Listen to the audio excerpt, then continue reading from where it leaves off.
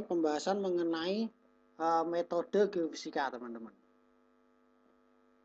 Jadi geofisika, metode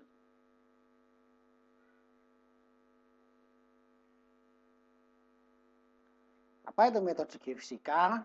Yakni menerapkan prinsip-prinsip fisika dalam eksplorasi sumber daya kebumian atau sumber daya bumi, atau bisa juga kita sebut sebagai aplikasi metode fisika, prinsip-prinsip fisika untuk mempelajari sifat-sifat bumi, sifat-sifat batuan. Nah, nanti secara umum metode geofisika ini kita bagi menjadi dua dulu. Ada yang bersifat aktif, ada yang bersifat pasif. Bedanya apa? Kalau metode aktif ini adalah kita memberikan sinyal ke bumi, misalnya menembakkan sinyal ya, atau kita sering sebut sebagai impuls ke bumi. Kemudian kita apakan? Kita lihat responnya, kemudian kita rekam, atau kita rekam. Kalau yang pasif ini kita nggak memberikan impuls nih, kita hanya merekam gejala-gejala yang ada di bumi. Cuma bawa alat, kita cuma pakai alat. Kalau yang di pasif ini ya, kita pakai alat, kemudian alat itu kita gunakan untuk mengukur parameter, beberapa parameter fisika bumi. Itu teman-teman. Nah, kalau yang bersifat aktif, ini kita berikan impuls dulu. Kita berikan getaran, kemudian kita cek. Itu nanti bagaimana responnya. Sementara kalau yang pasif kita hanya mengukur saja tanpa memberikan ini. Karena fenomenanya sudah terjadi di bumi dengan sendirinya. Sudah terjadi di bumi, atau di bumi itu sudah punya parameter tertentu yang kita tinggal ukur. Misalnya apa yang bersifat aktif? Nah, kita misalnya dalam aplikasi metode seismik refraksi sama seismik refleksi, kita membuat getaran, kemudian kita cek responnya dengan menggunakan alat yang kita sebut sebagai geofon atau sensor untuk mengecek responnya ini. Sementara kalau yang pasif apa? Misalnya kita mengukur gravitasi kan kita nggak bisa kita manipulasi kan, nggak bisa kita ciptakan, kita hanya mengobservasi gravitasi ya, ini berapa nilainya. Dan apalagi geomagnet, misalnya magnet bumi, kemagnetan bumi nggak bisa kita rekayasa. Ada dia bersifat aktif, bersifat pasif. Karena apa? Dia langsung dari medan magnet bumi itu yang kita rekam. Nah, contoh lain misalnya geolistrik. Nah, kita menembakkan sinyal listrik di bumi, kita kasih tegangan. Nah, itu berarti bersifat apa? Aktif atau pasif?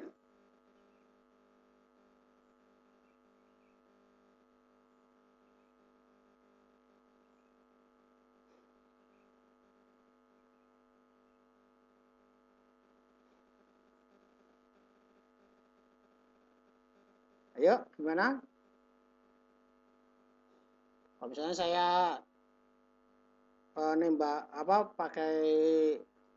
nembakin medan listrik nih, kemudian saya rekam nih, ini bersifat aktif atau pasif? Aktif ya, intinya dia ada impuls yang kita berikan. Nah, metodenya ini secara prinsip kerjanya ini dari dari bagaimana kita melakukan treatment ya. Nanti ada lagi berdasarkan pembagiannya berdasarkan jenis-jenis, berdasarkan istilahnya, parameter yang diukur. Ini ada apa aja? Ini ada, pertama adalah metode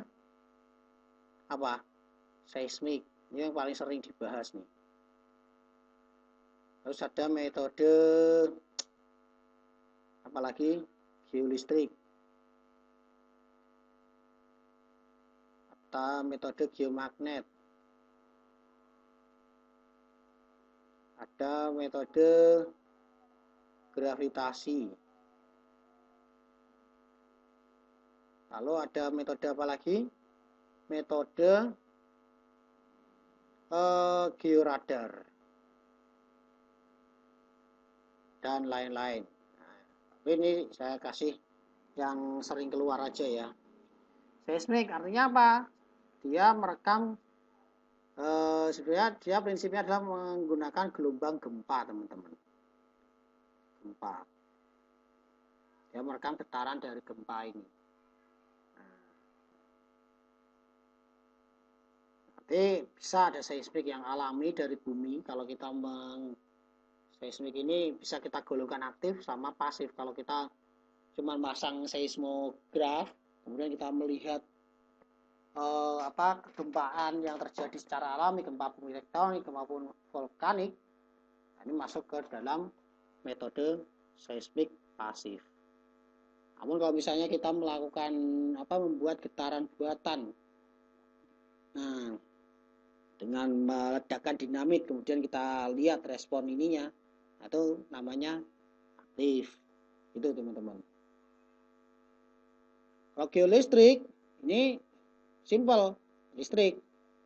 Kita alirkan listrik, kemudian kita cek responnya, katoda A, katoda B. Nah, kalau geomagnet kita cek medan magnet buminya ini, apakah ada anomali dari besarnya gaya magnetnya. Sementara kalau gravitasi, ini kita menggunakan prinsip gravitasi, perbedaan kontras densitas. Kontras densitas batuan. Nah, kalau georadar kita menggunakan gelombang elektromagnet untuk mempelajari bawah permukaan atau gelombang radar. Ini bedanya dengan seismik. Kalau seismik ini gelombang gempa, dia bukan gelombang elektromagnet, namun dia lebih ke arah gelombang seismik. Gelombang akustik. Ya, apa gelombang akustik ini? Gelombang yang butuh medium untuk menjalar. Nah, itu ya, dia butuh medium. Nah, kalau yang georadar dia gak butuh medium sebenarnya, karena dia pakai elektromagnetik. Oke. Nah, seismik ini ada apa aja? Nah, gelombang seismik ya. Ini kita mengenal ada 3 jenis gelombang, teman-teman. Ada gelombang P. Gelombang apa? S. Sama gelombang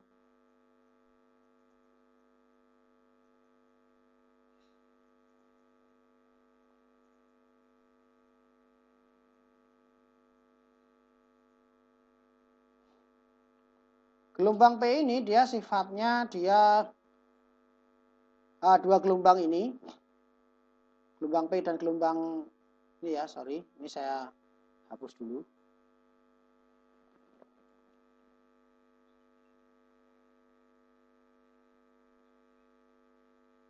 Ini sering kita sebut sebagai body wave.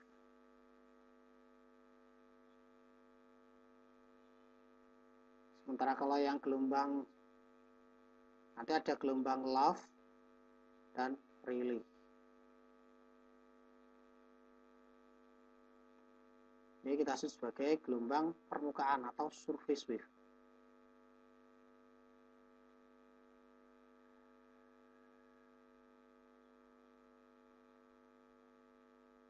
Gitu.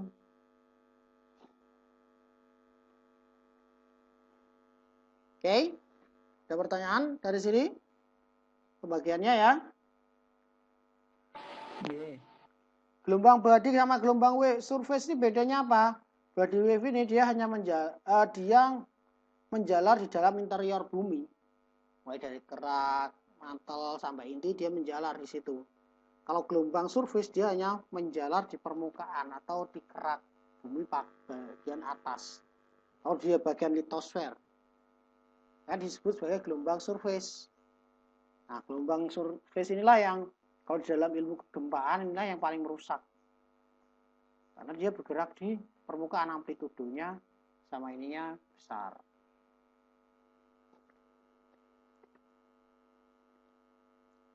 Nah, oke.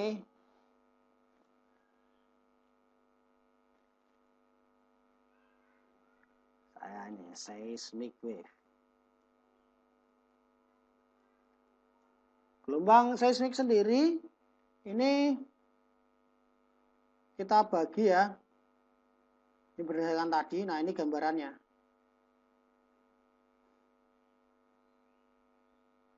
Gelombang wave ini dia sifatnya merambat secara longitudinal.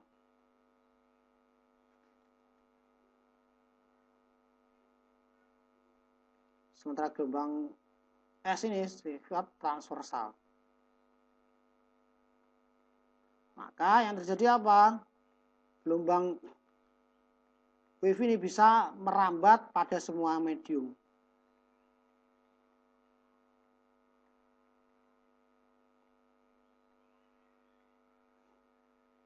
Sementara gelombang transversal dia hanya merambat pada medium padat. Dia nggak bisa merambat ke medium yang bersifat cair. Maka di sini kalau kita perhatikan ini profilnya ya. Ini digunakan untuk mempelajari interior bumi nih dengan melihat pola pembelokan atau apa yang kita sebut sebagai pembiasan gelombang, teman-teman.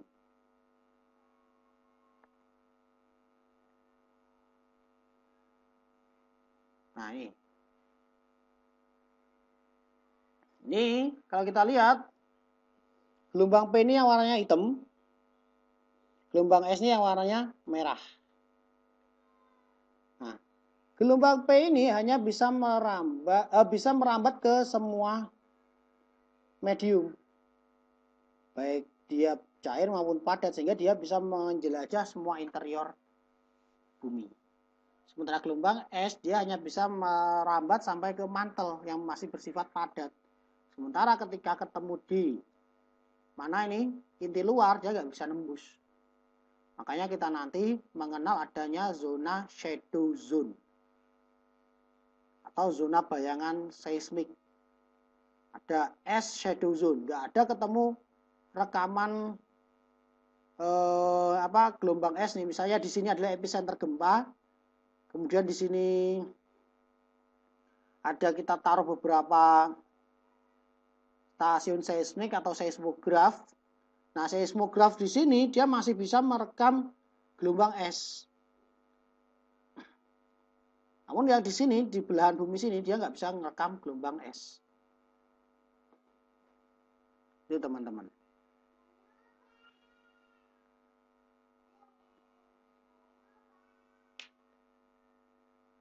Nah, sehingga di sini menjadi apa yang kita sebut sebagai zona bayangan seismik atau shadow zone. Nah, kita di sini nggak bisa nemu gelombang S. Nah, namun di sini kita masih bisa nemu gelombang P. Akan tetapi gelombang P ini akan ada di zona tertentu di sekitar sini ya. Yang ini nggak bisa kerekam. Kenapa? Karena dia dibiaskan. Dibiaskan, kemudian dibelokkan ke sini sehingga di sini nggak ada rekaman gelombang P di sini. Maka di sini kita menemukan P shadow zone.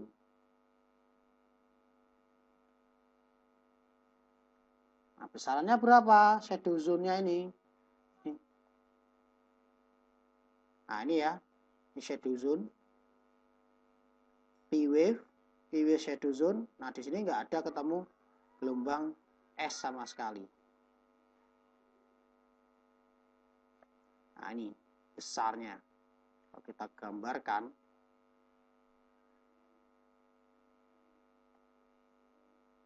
nah ini, silakan kalau mau dicatat. Ini kadang kalau iseng-iseng bisa dikeluarkan nih teman-teman.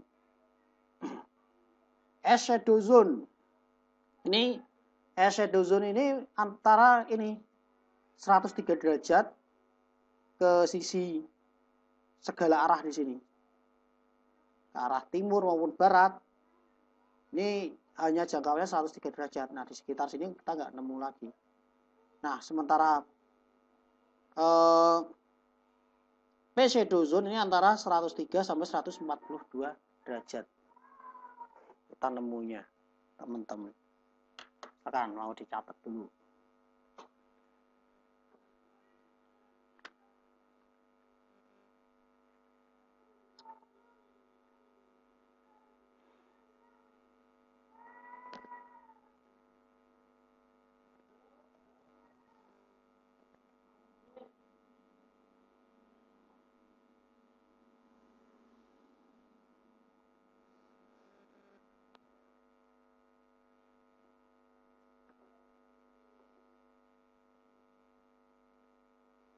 Ada pertanyaan? Inilah yang kita gunakan untuk melihat nanti kenapa kok di bumi ini kita bagi layer-layernya menjadi beberapa lapisan. Ada inti dalam, inti luar, mantel, stenosfer, kemudian di ini. Nah, di sini adanya perbedaan kecepatan gelombang dan refraksi ini diamati oleh beberapa fisikawan atau geofisis yang dia kemudian menemukan zona antar batas ini. Nah, di antara batas kerak atau litosfer dengan astenosfer kita ditemukan oleh Andrea Mohorovičić. Makanya disebut sebagai Mohorovičić discontinuity. Nah,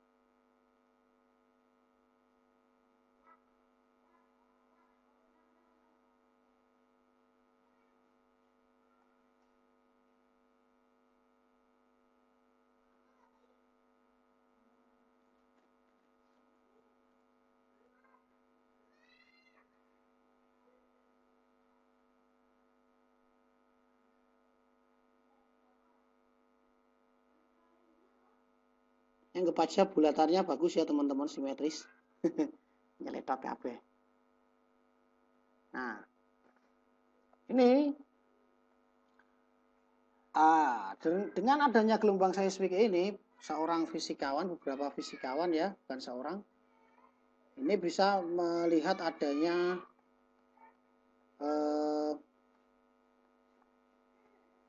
lapisan-lapisan yang berbeda-beda.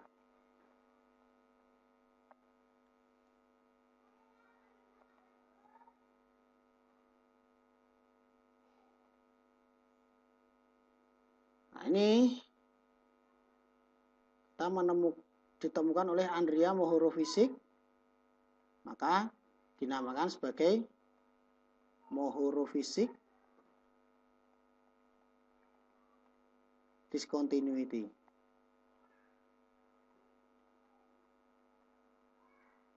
Nah, atau batas Moho seringnya disebut sama orang-orang ini geografi.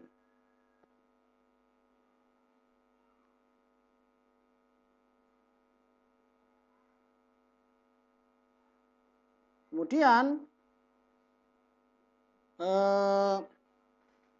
selain Mohorovičić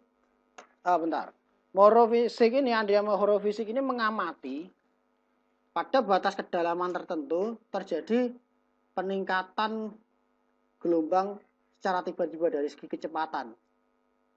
Nah, terutama di bagian kerak bagian bawah, sehingga dia menyimpulkan bahwa di bagian bawah kerak ini ada lapisan yang padat dan juga mempunyai densitas yang sangat tinggi. Sehingga yang terjadi apa?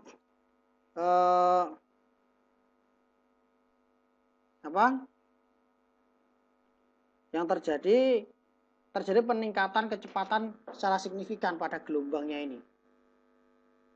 Nah, sehingga yang harusnya nih dia catat nih, dia kan menembakkan gelombang di sini nih. Di sini harusnya kan di permukaan secara jarak kan datang lebih duluan kan. Namun ternyata di sini gelombang yang masuk di sini lebih cepat nyampainya. Bentar, saya cek.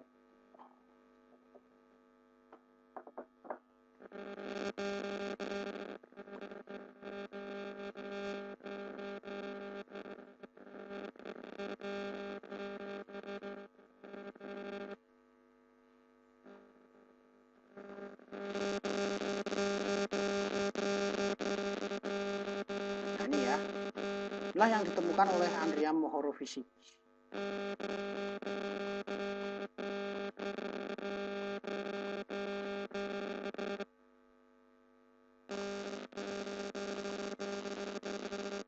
Nah, ini P-wave ini kan dia merekam gelombang P-wave nih. Ini kan harusnya yang di permukaan datang lebih dulu kan, karena dia menempuh jalur yang relatif lurus dibandingkan dengan yang menembus lapisan bawah. Kenyataannya yang terjadi adalah di bawah ini dia nyampe terlebih dahulu nih pada stasiun seismograf di sini. Sehingga apa? Di sini ada peningkatan kecepatan tiba-tiba yang oleh Andrea Mohorovičić ini disimpulkan sebagai zona diskontinuitas yang dia sebut sebagai Mohorovičić discontinuity, di mana di zona Moho ini, batas Mohorovičić ini ada peningkatan dari densitas batuan secara tiba-tiba.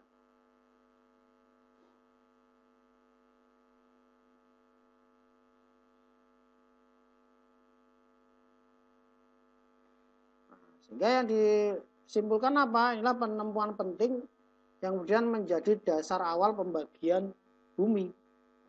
Lapisan bumi menjadi beberapa lapisan. Terutama ini yang ditemukan ini menjadi lapisan antara litosfer dengan astenosfer. Jadi kita tahu perlapisan bumi ini bukan dengan ngebor, kawan-kawan. Nah, ini kadang dijebak kita di pertanyaan itu, gimana orang tahu perlapisan bumi? Kasih opsi dengan dibor, nggak mungkin. Kenapa? Karena bumi ini diameternya sekitar 6.000 jari-jarinya 6.400 km, sementara pengeboran terdalam hanya cuma sampai 12 km. Maka jawabannya adalah ini solusinya, geofisika adalah solusinya. Nah, kemudian setelah lapisan astenosfer kemudian mantel, di sini terjadi perlambatan gelombang yang ditemukan oleh Eisner Gutenberg.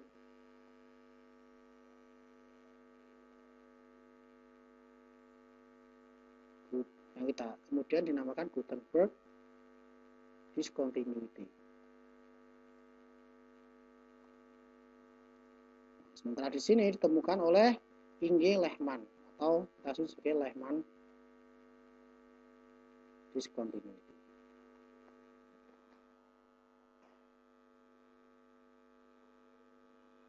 Ini pada dasarnya dengan melihat ini rekaman gelombang P atau S ini atau body wave ini. Jadi kita nggak masukin alat bor secara langsung ke dalam, karena hampir tidak mungkin, bahkan nggak bakal mungkin. Kalau teman-teman pernah nonton film Journey to the Center of the Earth, nah itu hoax besar, kawan-kawan, karena nggak mungkin.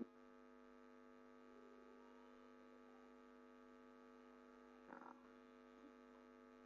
ini kalau ini ya dalam eksplorasi, kalau kita aplikasikan dalam eksplorasi, nah ini yang kita pakai seismic wave ini. Kita membuat getaran, kemudian getarannya kita rekam di sensor yang kita sebut sebagai geofone ini. Tujuannya apa? Kita ingin melihat respon batuan di bawah ini seperti apa. Ada kontras kecepatan kan yang ditangkap oleh ini. Inilah nanti yang kita cari adalah kontras densitasnya ini. Atau sering nanti kita sebut sebagai impedansi akustik.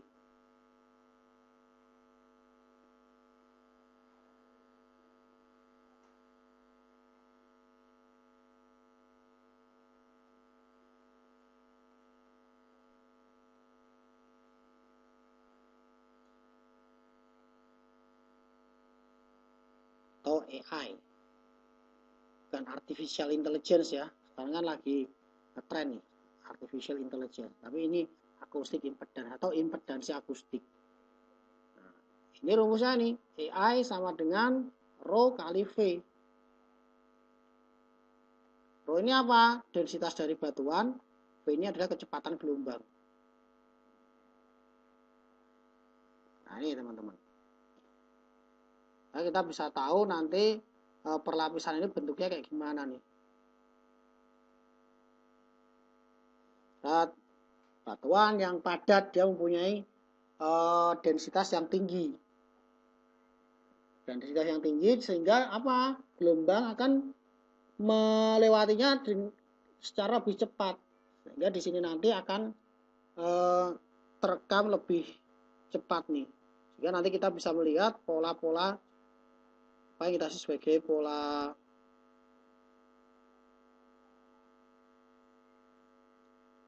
rekaman dari seismik ini.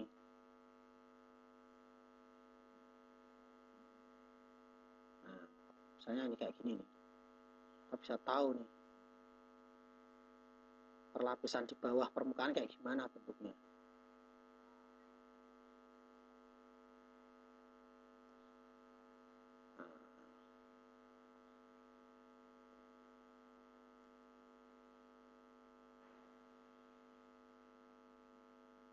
Nah, kayak gini nih. Ini ada apa nih? Dari seismik kita bisa melihat apa? Struktur apa?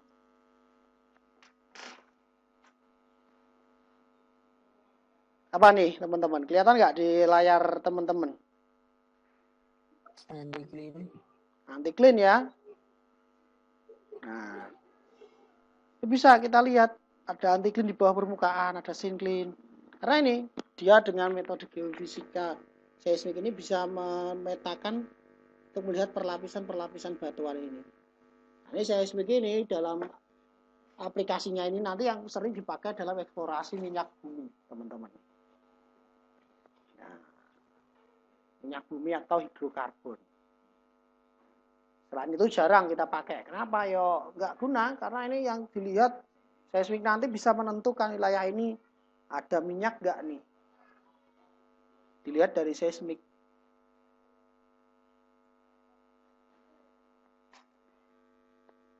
Oke, ada pertanyaan dulu sampai sini. Nah ini gelombang seismik sebenarnya. Nanti kalau ada soal sebenarnya gampang teman-teman. Kan sering keluarkan soal berapa kedalaman ini lapisan ini. Ya udah tinggal dilihat aja kecepatan rata-rata. Yang dilihat adalah tingginya berapa nih T-nya. Nah, T pakai rumus ini nanti. Kadang kan kita dikasih pertanyaan kayak gitu ya.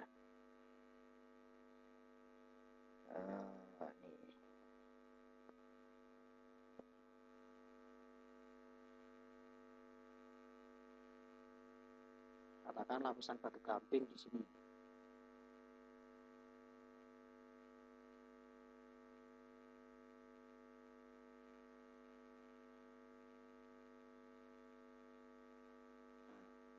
Jadi kita pakai apa? Kita cek. Kita tembakan sinyal set. Adalah kedalamannya. Berapa kedalamannya? Ya kita kan di sini kita punya data apa? Kecepatan gelombang kan? V gelombang sama waktunya, time-nya. Maka rumusnya gampang. D sama dengan V kali T. Karena ini waktu antara ditembakkan dengan direkam ini bolak-balik, berarti dia 2 kalinya, sehingga harus dibagi 2.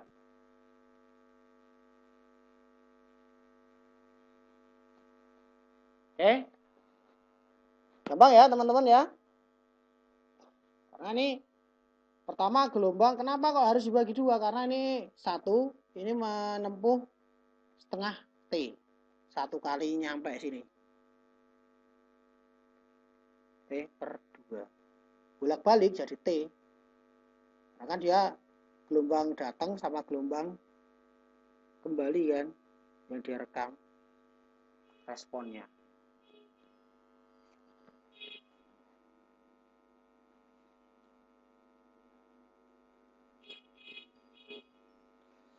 Oke.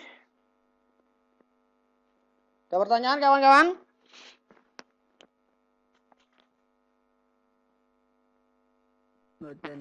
Ada ya, gampang ya seismik ya. Nah, ini dia tembakan, ini kan suruh mencari kedalaman dari ini batu gamping bedrocknya ini berapa nih?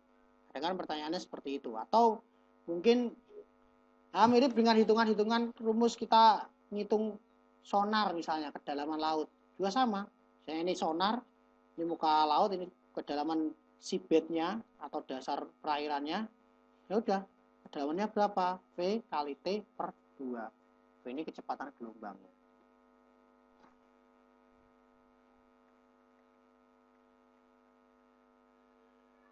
Berikutnya, selain seismik, kita punya geolistrik. Geolistrik ini apa? Kita memasukkan dua katoda. Ini kita untuk melihat respon kelistrikannya. Nah, seperti ini. Ini katoda saya taruh di sini. Ini untuk mengukur tegangan. Di sini untuk mengukur arus. Nah, di sini saya tembakkan arus nih di sini. Set. Nah, kemudian di sini nanti akan kelihatan ada zona-zona di kedalaman tertentu, ada zona yang nilai resistivitasnya tinggi, ada yang rendah. Nah, geolistrik ini tujuan goalnya adalah mengukur resistivitas.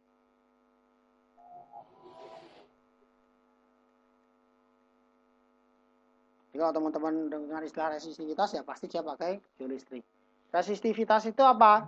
Resistensi atau hambatan jenis dari batuan yang dilihat. Nah, dengan menggunakan geolistrik ini kita bisa melihat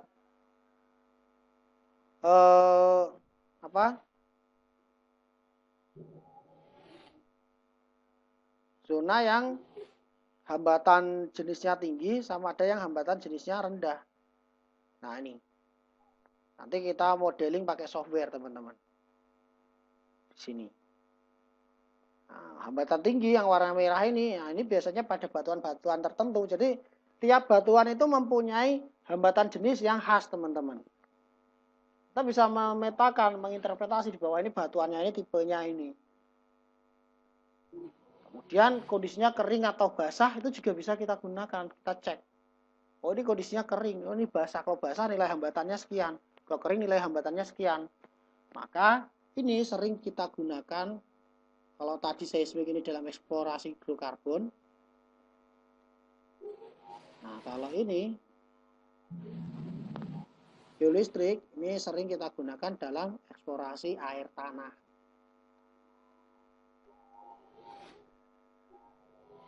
Pencari air, inilah senjata yang kita gunakan. Kemudian ada geomagnet. Nah kalau geomagnet ini sederhana, bumi kan punya medan magnet kan. Nah medan magnet bumi itu akan memiliki nilai yang tertentu, artinya nilai yang normalnya sekian. Namun di beberapa wilayah dia akan mempunyai medan magnet yang lebih kuat atau lebih lemah. Saya lebih kuat nih. Artinya apa? Kalau dia lebih kuat mestinya ada komponen lain yang mempengaruhi dia, bukan medan magnet dari buminya, mungkin medan magnet dari batuan. Nah, inilah yang dilihat, kontras kemagnetan batuan. Maka biasanya geomagnet ini sering kita gunakan dalam eksplorasi logam. Nah, ini ya. Unsur-unsur yang kandungan logamnya tinggi, dia terutama yang kandungan mineral feromagnesiannya seperti magnetit dan sebagainya, ilmenit, dia akan mempunyai nilai kemagnetan yang tinggi, teman-teman. Sementara kalau gravitasi, ya sederhana, kita melihat kontras densitas dari suatu ini. Kenapa? Karena kalau batuannya itu padat, pejal misalnya batuan kristalin, maka gravitasinya akan lebih besar daripada anomali gravitasinya lebih besar daripada batuan sedimen. Karena batuan sedimen ini lebih berongga. Oke. Sementara kalau georadar ini kita gunakan gelombang radar atau gelombang elektromagnetik untuk biasanya ini melihat bawah permukaan dangkal, tapi bawah permukaan yang dangkal. Kita misalnya untuk melihat jaringan pipa atau kabel bawah tanah. Atau sering juga kita untuk mengecek keretakan misalnya nih ya,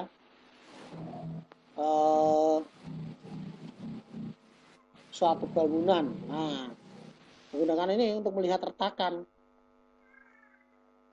dari bangunan, apakah dia ada cacat bangun atau enggak. Nah, ini dari georadar ini. Nah, ini georadar. Kita membawa radar, ketemu kabel, teng, akan muncul ini. Jadi kalau orang mau gali nggak asal keduk aja, asal keduk ternyata bawah ada pipa, biur lah. Oke, kalau pipanya pipa air, tapi kalau pipa gas ya meledak, mati lah. Gitu, teman-teman.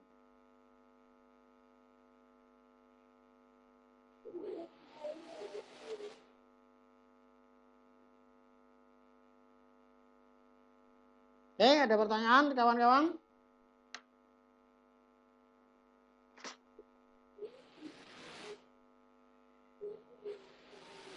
Nah, ini teman-teman nanti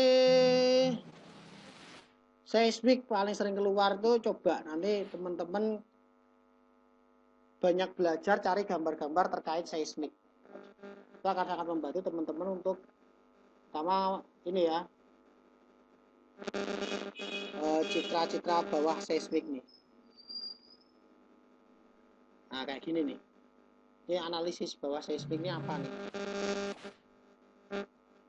Banyak di Google tuh banyak banget citra seismik ini.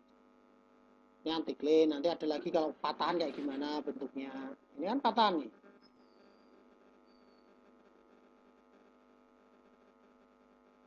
Oke, ada pertanyaan?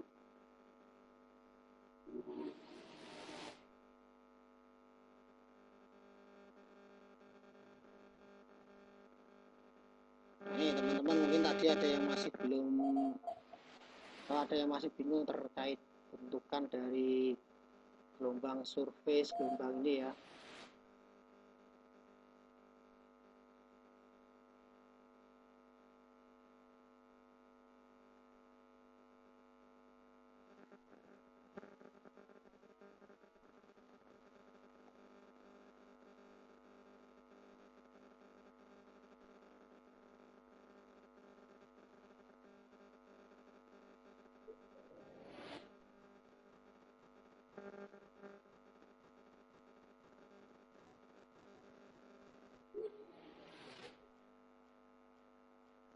Nah, gelombang seismik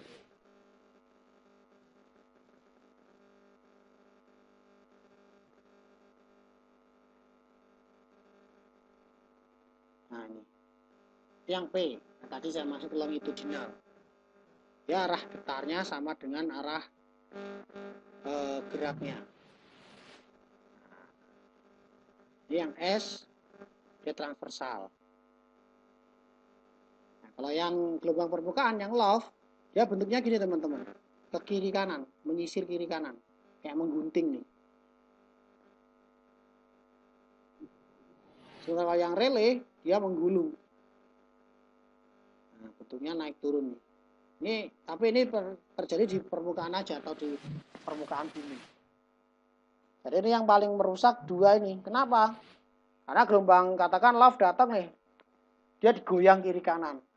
Kemudian gelombang real datang, dilontarkan ke atas. Ya wes, ambiar. Karena kadang di dalam gempa yang besar itu kita bisa melihat, kalau teman-teman kita pernah membaca skala Mercalli, di skala 10 ke atas, itu kan bahkan mungkin yang paling dahsyat skala 12 itu sampai benda-benda di permukaan tanah dilontarkan kan ke atas. Nah, itu karena ini gelombang relay ini yang berperan. Habis goyang kiri kanan, retak-retak, pecah-pecah, diuncal nih. Nah, wassalam.